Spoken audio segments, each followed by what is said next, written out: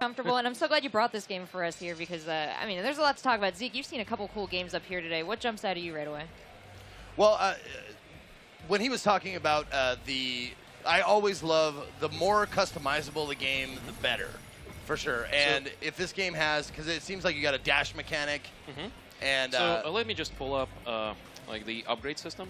So right now I have only 2 weapons unlocked, and then if we have enough time to play in this demo, then I'll unlock the 3rd one. Okay. So like for example, you know, I have my normal attack 1, 2, 3, right? Right. What if I do like 1, 2, and then this? Then that's like a freeze rate, right?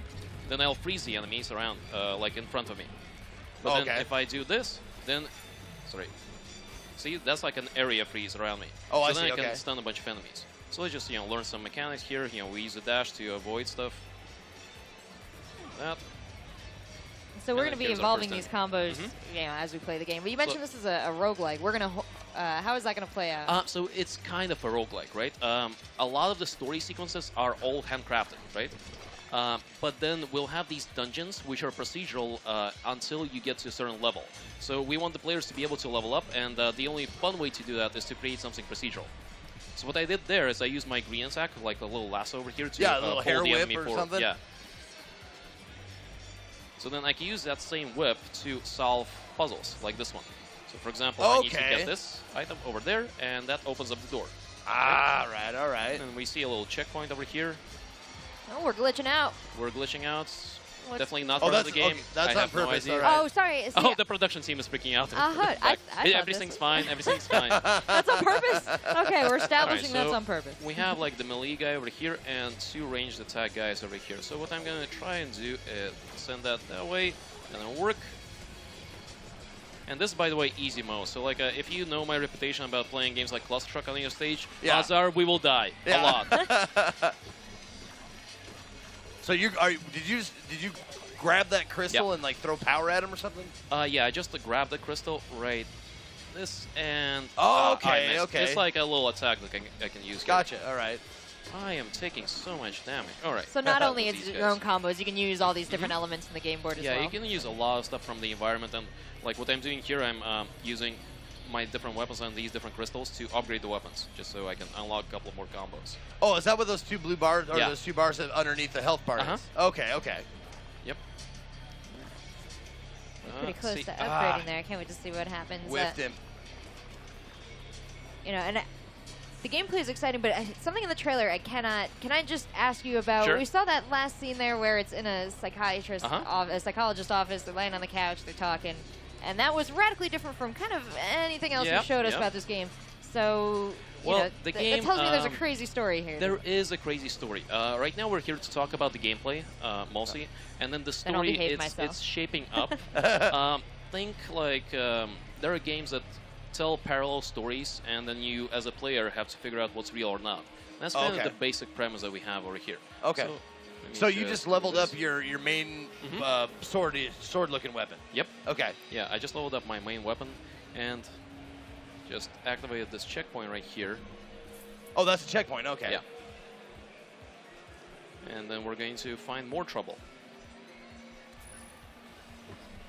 So who are these little jellyfish siren things here? We see a lot of different. You got some interesting monsters. Yeah, the creative director behind this game, he's really creative. Let's say that. It's being developed by 2 guys. One is in Ukraine, the other one is in Russia. They've been working on this game for over a year now. Okay. And their previous game was Divide by Sheep, which is a family-friendly puzzler. It's not. It's like it's all bloody and gory. Right. And then this is their game number 2. Okay, We've been working on for a while. So I got a checkpoint over here, and these guys I absolutely hate. See that area damage that they do? Yeah.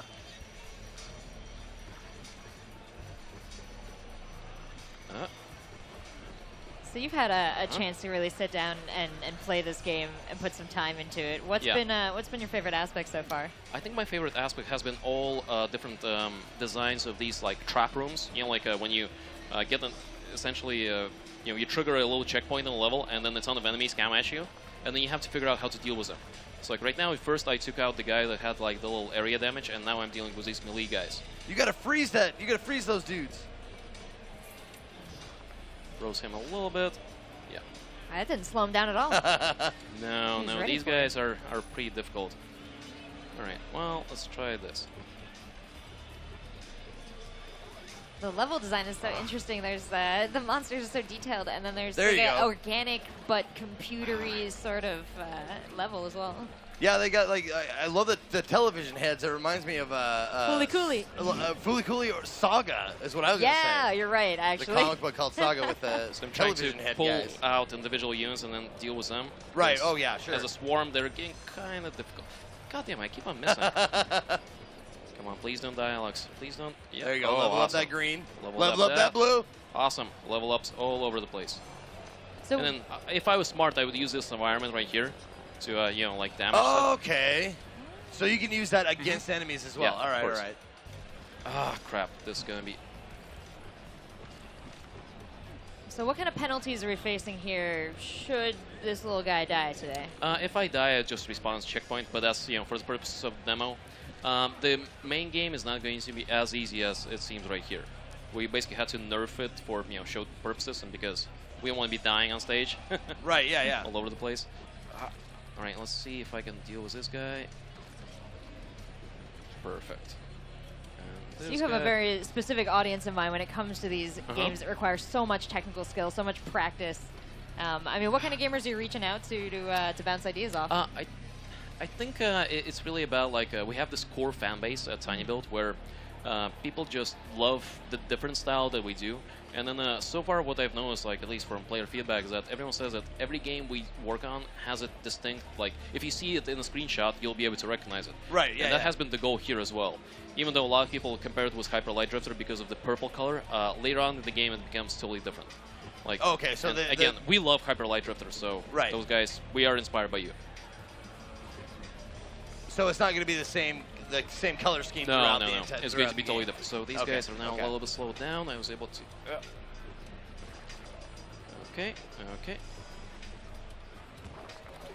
So we saw some combos early on. How complicated do the combos get as a big feature? These are pretty simple right now, but they will get like much more complex. Like we're talking, you know, like hold B, then press these two buttons and do that in a sequence. Okay. And then the more you master them, the more effectively you can deal with enemies, and you will have to master them. Right now we're just kind of, you know, like running around and dealing with simple enemies. Yeah, this is not a masher. This is a technical. Yeah, this is a tactical game. I mean, I'm playing it mashing, but this is super easy mode as well, right? Like, for example, this trap, right? Oh, jeez. Yeah. So, like, I'm kind of screwed here anyway. Oh, what's happening here? There are options. There are options. Surgery. There's a good chance of remission. Oh, God. Uh-oh. I think I'm getting it. I think I'm picking up on some story here. You think you are? I think I might. Yeah, there might be a story behind this. What do you know? That's my favorite. I love playing through a beautiful, complicated game that's so confusing, only to have it wrap up at the end with this amazing, you know, metaphor. Yeah. I think that was really good.